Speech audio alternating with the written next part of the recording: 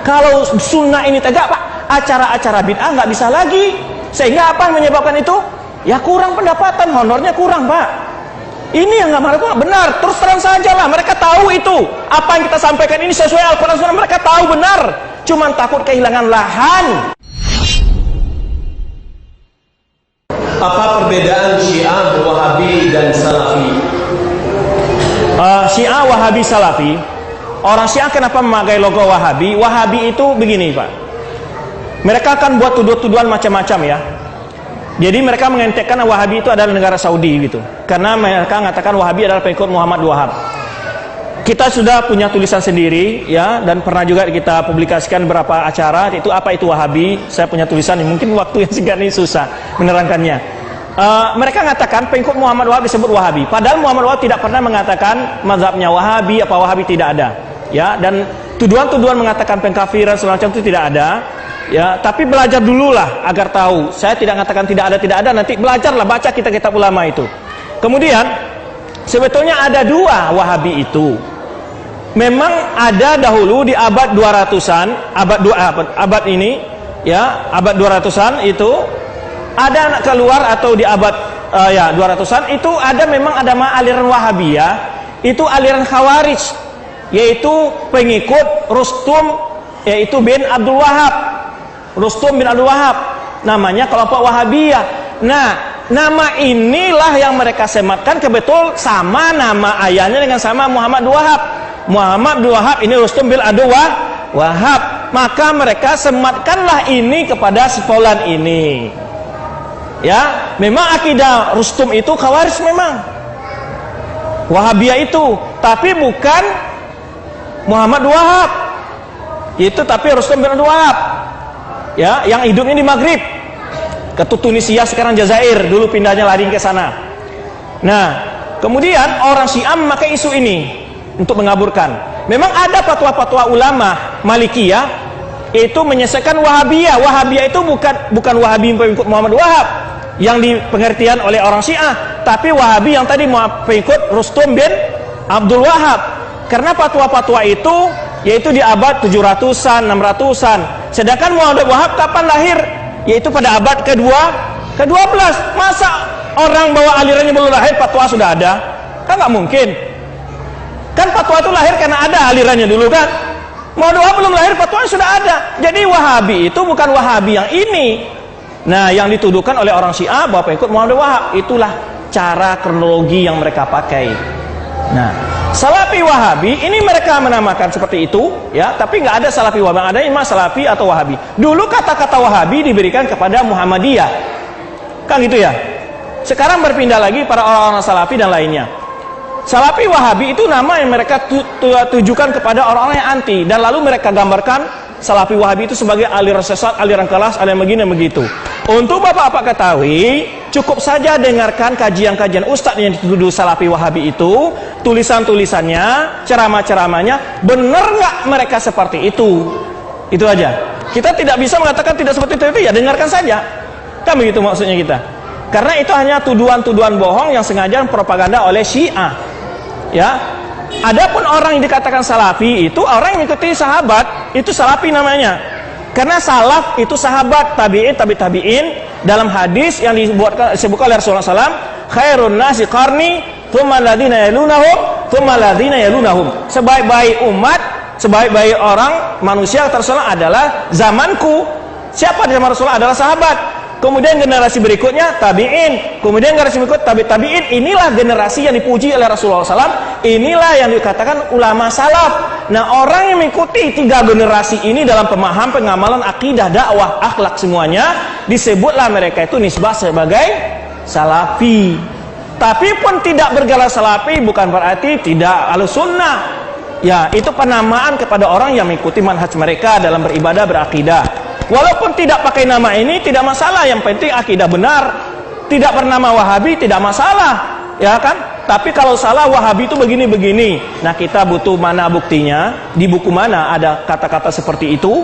Di mana kamu dengar? Nah, itu.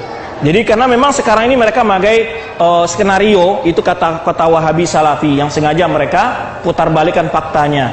Bapak-bapak sendiri yang sudah pergi haji, lihatlah Saudi itu gimana orangnya. Hah? Tidak ada negara yang paling banyak membantu dunia Islam seluruhnya kecuali Saudi. Bapak aja Al-Quran dikasih semua yang pergi haji itu. Al-Quran saja, buku-buku, ya kan? Bukan bantuan-bantuan. Di Indonesia Al-Quran dikorupsi, Pak. Itu setiap musim haji ratusan ribu Al-Quran, bukan Indonesia saya yang kasih itu, seluruh jemaah haji sedunia mendapat Al-Quran gratis. Buku-buku semua yang pernah haji melihat itu. Nah, bagaimana amalan ibadah mereka di sana? Betulkah mereka sebagaimana dituduhkan itu? Ya, bahwa apa kan pergi haji ke Madinah, Makkah, bagaimana salat mereka di sana? Gimana ibadah mereka, akhlak mereka gimana? Nah, maksud mereka karena Iran ini memakai isu Wahabi sebagai pengikut Muhammad, karena unsur politiknya mereka ingin menguasai Saudi Arabia. Memang dahulu di awal berdirinya Saudi Arabia itu pernah mau menguasai Iran, pernah menyerang ke Asfahan memang. Betul itu. Jadi sebetulnya unsur politik yang mereka pakai dalam hal ini, di samping juga unsur akidah, karena satu-satu negara yang terdepan membela akidah Ahlussunnah wal Jamaah adalah Saudi Arabia. Yang terdepan membela akidah Ahlussunnah wal Jamaah, yang mengatakan Al-Quran dasarnya dan hadis dasarnya, akidah Ahlussunnah wal Jamaah dasar negara hanya Saudi Arabia di dunia. Nggak ada negara di dunia menjadikan Islam sebagai asas negara kecuali hanya Saudi Arabia.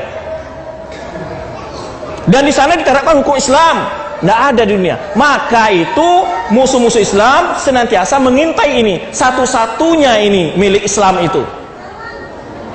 Jangankan itu lagi, mahasiswa di Indonesia ini, Pak, belajar ribuan mahasiswa Indonesia di Saudi itu digratiskan. Tidak pernah dipaksa-paksa. Kamu kalau tidak jadi Wahabi nggak dikasih. Tidak ada.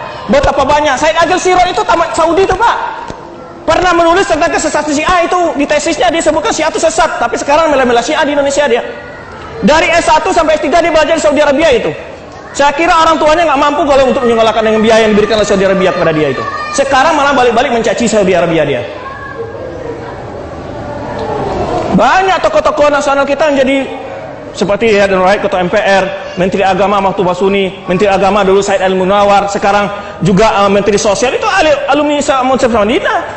Menteri Sosial saya menjaga Puri itu adalah alumni Saudi semua. Nggak ada mereka yang anti Pancasila, mereka justru mendukung kemajuan bangsa ini. Tapi sengaja mereka bikin balik-balik isu itu karena takut Indonesia ini tidak bisa mereka pengaruhi dengan madhab Syiah.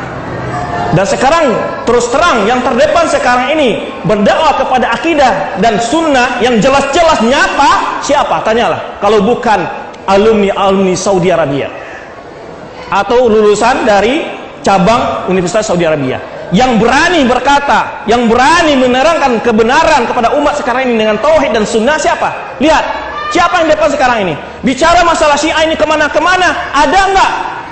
Maaf bicara kita katakan, tokoh-tokoh Muhammadiyah, tokoh NU, mengadakan tabligh akbar, membawakan kesesatan Syiah ini di tengah-tengah umat mereka.